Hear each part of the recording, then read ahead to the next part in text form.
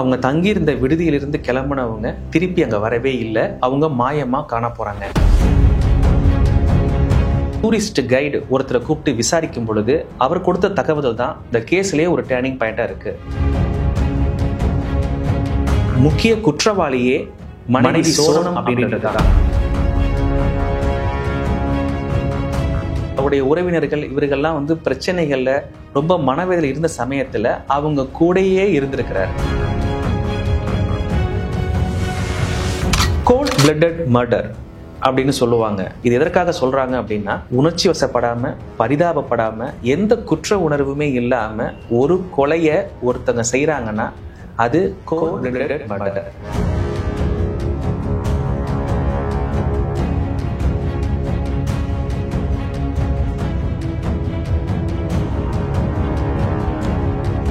நேயர்களுக்கு அன்பு வணக்கங்கள். நான் உங்கள் தண்டோர தமிழன் ஜஸ்டின். ஒட்டுமொத்த இந்தியாவையே ஒரு அதிர்ச்சிக்குள்ளாக்கி இருக்க ஒரு சம்பவம். மேகாலயா பகுதியில் நடந்த ஒரு ஹனிமூன் மர்டர் கேஸ். இது சம்பந்தமா தான் நம்ம பார்க்க போறோம். கடந்த மாதம் இதே நாள்ல நமக்கு ஒரு நல்ல வாழ்க்கை கிடைக்க போகுது, நல்ல வாழ்க்கை துணை வரப்போறாங்க அப்படின்னு நினைச்சுக்கிட்டு இருந்த ஒரு மனிதர் இன்றைக்கு அதே வாழ்க்கை துணையால கொல்லப்படுவோம் அப்படின்னு அவர் சற்றும் எதிர்பார்க்கல. இந்தூர்ல பிசினஸ்மேன் ராஜா ரகுவன்சிக்கும் சோனம் ரகுவன்சி இருவருக்கும் பார்த்தீங்கன்னா கடந்த மாதம் மே 11ஆம் தேதி திருமணம் நடைபெற்றிருக்கு. அதன் பிறகு மே 20ஆம் தேதி தேனிலவுக்காக மேகாலயா பகுதிக்கு இருவரும் போயிருக்காங்க. மே 23ஆம் தேதி அவங்க தங்கியிருந்த விடுதியிலிருந்து கிளம்புனவங்க திருப்பி அங்க வரவே இல்லை. அவங்க மாயமா காண போறாங்க.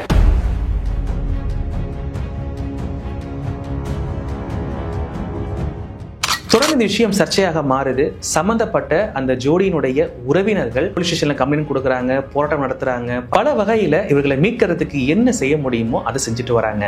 இப்படி நாட்கள் செல்ல செல்ல அவர்களுக்கு பயம் அதிகமாயிட்டே இருக்கு. ஒரு வாரம் ஆகுது, 10 நாள் ஆகுது. என்ன நடக்கு தெரியும்னு நினைச்சிட்டு இருக்கிற சமயத்துல திடீர்னு பாத்தீங்கன்னா மேகாலயா பகுதியில் இருக்கக்கூடிய வெய்ஷாவ்டாங் அப்படின்ற ஒரு அருவிக்கு பக்கத்துல இந்த ராஜா ரகுவன்சியினுடைய உடல் கண்டெடுக்கப்படுது.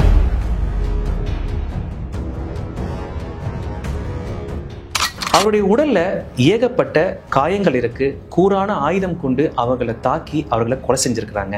இந்த ராஜா ரகுவன்சி அவருடைய உடல் கண்டெடுக்கப்பட்டிருக்கு. மனைவி சோனமுடைய கதி என்னன்றது தான் பலரும் கேள்விக்குறியாகவே இருந்தது. பிரச்சனை அதிகரிக்குது, வீரியம் எடுக்குது, போராட்டங்கள், அழுத்தங்கள், இது ஒவ்வொன்றும் நடந்துட்டே இருக்கு. இப்படி செஞ்சுட்டே இருக்கும் பொழுது திடீர்னு பாத்தீங்கன்னா காவல்துறை ஒரு அறிவிப்பு வெளியிடுறாங்க. அது என்னன்னா, இந்த கொலைக்கான முக்கிய குற்றவாளியே மனைவி சோனம் அப்படின்றதுதான். அதே நேரத்துல பாத்தீங்கன்னா அதிகாலை 3 மணி அளவுல இந்த ராஜா ரகுவன்சி அவருடைய உறவினர்களுக்கு சோனம் அவர்கள் போன் பண்றாங்க. உத்தரப்பிரதேசத்தில் உள்ள காசிப்பூர் அப்படின்ற பகுதியிலிருந்து போன் பண்றாங்க. தனக்கு போதை மருந்து கொடுத்துட்டதாகவும் கடத்திட்டு வந்துட்டாங்க, இப்ப நான் எங்க இருக்கேன்னு தெரியல அப்படின்னு ரொம்ப அழுத வண்ணமாக போன்ல பேசுறாங்க. உடனே இந்த தகவல் அந்த சோனம் அவருடைய பெற்றோருக்கு தெரிவிக்கப்படுது. அப்படியே கொஞ்சம் கொஞ்சமாக அந்த செய்தி பரவ ஆரம்பிக்குது. பிறகு காவல்துறையிடம் நேரடியாக போய் இவங்க சரணடைகிறாங்க. காவல்துறை விசாரிக்கும் பொழுதும் அந்த தாபா சென்டர்ல இருந்து அங்க இருக்கக்கூடிய அந்த உரிமையாளர்கிட்ட கேட்கும் பொழுது இவங்க ரொம்ப பலவீனமாக வந்தாங்க, ரொம்ப அழுதுகிட்டே இருந்தாங்க, அங்க இருக்கவங்கள்ட்ட உதவி கேட்டாங்க. அப்புறமா என்கிட்ட போனை கேட்டுட்டு அதற்கு அப்புறமாக நீங்க சொன்ன மாதிரி இதெல்லாம் பேசினாங்க அப்படின்றத குறிப்பிட்டாரு. மனைவிதான் இதற்கு கொலை செஞ்சாங்க அப்படின்னு காவல்துறை நம்புறதுக்கு முக்கியமான ஒரு காரணம் இருக்கு. இந்த பகுதியில் இருக்கக்கூடிய அந்த டூரிஸ்ட் கைடு ஒருத்தரை கூப்பிட்டு விசாரிக்கும் பொழுது அவர் கொடுத்த தகவல் தான் இந்த கேஸ்லயே ஒரு டேர்னிங் பாயிண்டா இருக்கு. சம்பந்தப்பட்ட இந்த இருவரையும் தான் முன்பே தொடர்பு கொண்டு நான் உங்களுக்கு டூரிஸ்ட் கைடா இருக்கேன் அப்படின்ற மாதிரி அவர் அப்ரோச் பண்ணியிருக்காரு. பிறகு ஏதோ ஒரு காரணத்தினால அவங்கள விலக்கிட்டாங்க. இதனால இவங்க 2 பேருக்கும் கொஞ்சம் முக்கியமான நபராக இந்த டூரிஸ்ட் கைடு இருந்திருக்கிறாரு. அதே போல இவர் என்னைக்கு காணாம போனாரு அப்படின்னு சொல்லப்பட்ட தேதியில இந்த ஜோடி இருவருமே அந்த அருவி பகுதியில் இருக்கக்கூடிய ஒரு அடர்ந்த ஒரு மேடான ஒரு பகுதிக்கு பாத்தீங்கன்னா போயிருக்கிறாங்க. இவங்க கூட ஒரு 3 நபர்கள் இருந்திருக்கிறாங்க. இதை பார்த்துட்டு இவருக்கு ஒரு மிகப்பெரிய ஒரு கேள்விக்குறி, எதுக்காக இங்க போறாங்க, இந்த இடம் கொஞ்சம் ரொம்ப கரடுமுரடான பகுதியாச்சு, ஏன் போறாங்க அப்படின்ற ஒரு கேள்விக்குறி இவருக்கு எழுந்திருக்கு. இங்கிட்டு ராஜா ரகுவன்சி அவருடைய மனைவி காணா, அதே வேளைகள்ல விசாரணை. அப்படி கேட்கும் பொழுது இந்த டூரிஸ்ட் கைடு கொடுத்த தகவல் அடிப்படையில தான் சரி இந்த சோனம் ரகுவன்சி அவர்கள் ஏதோ ஒரு காரணத்துக்காக கொலை பண்ணியிருக்கிறாங்க அப்படின்ற ஒரு முடிவுக்கு வருது காவல்துறை. சரி, இந்த கொலைக்கு அப்படி என்ன காரணம்? மனைவியே ஆள் வச்சு கணவனை கொல்றதுக்கு, அதுவும் திருமணமாகி சில தினங்களே ஆன ஒருவரை கொலை செய்யற அளவுக்கு அப்படி என்ன மோட்டிவேஷன்? இதுதாங்க எல்லாருக்குமான கேள்வி. இவர்களை விசாரணை செய்யும் பொழுது அவர்கள் ஒரு அதிர்ச்சியான ஒரு தகவலை சொல்றாங்க. அது என்ன அப்படின்னா, சோனம் அவர்கள் தான் எங்களை கூலிப்பட வச்சு தன்னுடைய கணவரை கொல்ல சொன்னதாக ஒரு தகவலை கொடுக்கறாங்க. இந்த 3 பேர்ல ஒருத்தராக இருக்கக்கூடிய ராஜ் குஷ்வாஹா அப்படின்ற நபருக்கும் மனைவி சோனம் அவர்களுக்கும் இதற்கு முன்னாடியே காதல் இருந்திருக்கு. இந்த கொலைக்கான முக்கிய காரணம் இருவருக்குமான தொடர்பு அப்படின்றத குறிப்பிடுறாங்க. இது குறித்து சம்பந்தப்பட்ட அந்த ராஜா ரகுவன்சி அவருடைய பெற்றோர்கள் குறிப்பிடும் பொழுது, தென்னிலவுக்கு போறதுல இடம் சம்பந்தமாக 2 பேருக்குமே பாத்தீங்கன்னா கருத்து வேறுபாடுகள் இருந்திருக்குது. இந்த மனைவி சோனம் அவர்கள் தான் மேகாலயா பகுதிக்கு போகலாம் அப்படின்ற அவசரமான முடிவையும் எடுத்து டிக்கெட்டையும் புக் பண்ணிருக்கிறாங்க. நிச்சயதார்த்தம் முடிஞ்சதுக்கு அப்புறமும் கூட என்னுடைய பையன் இந்த சோனம் கூட பேசணும், நேரம் செலவிடணும் ஆசைப்பட்டாங்க. ஆனா அதற்கு அந்த சோனம் அவர்கள் எந்த ஒரு சம்மதமும் தெரிவிக்கல, நேரம் அதிகம் செலவிடல. எனவே இந்த பெண் திட்டமிட்டு தான் இந்த செயலை செஞ்சிருக்கிறாங்க. அது மட்டும் இல்லாம இன்னொரு முக்கியமான விஷயம் என்ன அப்படின்னா, கிட்டத்தட்ட 10 லட்சம் ரூபாய் மதிப்புள்ள நகைகளை, அதாவது இந்த ராஜா ரகுவன்சி அவருடைய நகையை கையில கொண்டு வர சொல்லி அதையும் சேர்ந்து இந்த தேனில கொண்டு போயிருந்திருக்கிறாங்க. சோ இது முழுக்க முழுக்க ஒரு திட்டம் தீட்டிய செயல். என்னுடைய மகனை இரக்கமே இல்லாம திட்டம் தீட்டி கொலை பண்ணிருக்கிறாங்க. சோ இந்த குற்றத்தை நிரூபித்தால் மனைவி சோனம் அவர்களுக்கு தூக்கு தண்டனை கொடுக்கணும் அப்படின்னு சொல்லிட்டு சம்பந்தப்பட்ட அவங்களுடைய பெற்றோர்கள் வலிமையா கண்டனம் தெரிவிக்கிறாங்க. அதே வேளைகளை சோனம் அவருடைய பெற்றோர்களை அவர்களுடைய என்ன சொல்றாங்க அப்படின்னா, இது முழுக்க முழுக்க ஒரு திரிக்கப்பட்ட கதை, இதற்கும் அதற்கும் எந்த சம்பந்தமும் கிடையாது அப்படின்ற கருத்தை அவங்களும் முன்வைக்கிறாங்க. இந்த கொலைக்கான ஒரு முக்கிய காரணம் சோனம் அவர்களுக்கும் ராஜ் குஷ்வாஹா அவர்களுக்கும் இடையேயான தொடர்பு தான் அப்படின்றது தெல்ல தெளிவாக தெரிகிறது. அந்த திருமண நிகழ்வுகள்ல பாத்தீங்க அப்படின்னா துளி அளவு கில்ட்டி இல்லாம, எந்த ஒரு குற்ற உணர்வும் இல்லாம ரொம்ப மகிழ்ச்சியாக அந்த ராஜ் ரகுவன்சி அவர்களோட இந்த சோனம் அவர்கள் இருக்கிறத பார்க்க முடியுது.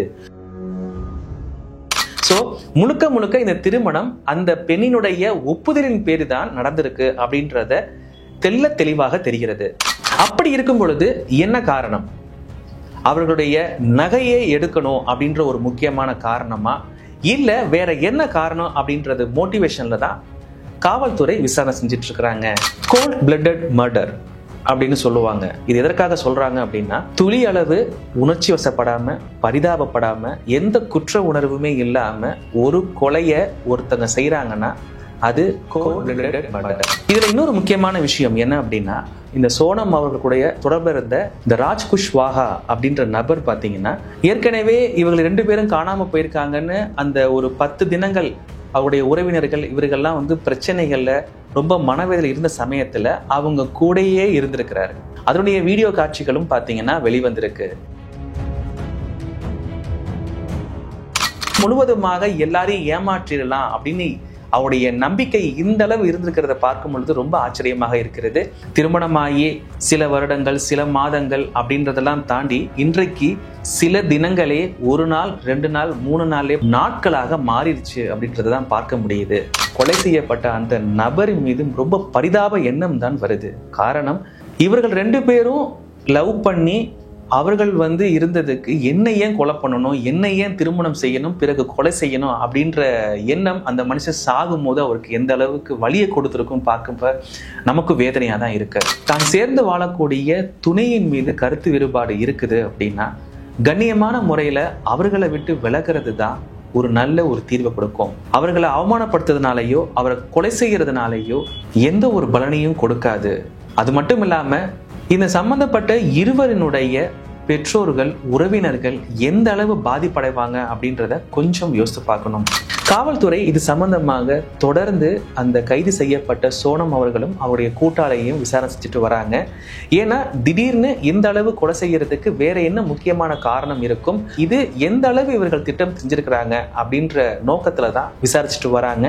எந்த ஒரு தவறையும் செய்துட்டு அவ்வளோ சீக்கிரத்துல யாரும் இன்றைக்கு இருக்க காலகட்டத்தில் ஓடிட முடியாதுங்க. ஏன்னா அந்த அளவு நெட்வொர்க் பார்த்தீங்கன்னா பின்னி பணிஞ்சிருக்கு. சிசிடிவி கேமரா ஃபுட்டேஜ் பயங்கர ஸ்ட்ராங்காக இருக்குது. மக்களுடைய தொடர்புகள் இன்னைக்கு எல்லார் கையிலையும் பார்த்தீங்க அப்படின்னா ஒரு கேமரா, மொபைல் ஃபோன் இருக்கு. அப்படி இருக்கும் பொழுது எப்படி இருந்தாலும் குற்றம் செய்தவன் மாட்டியே தீர்வான், அதுல மாற்று கருத்து கிடையாது.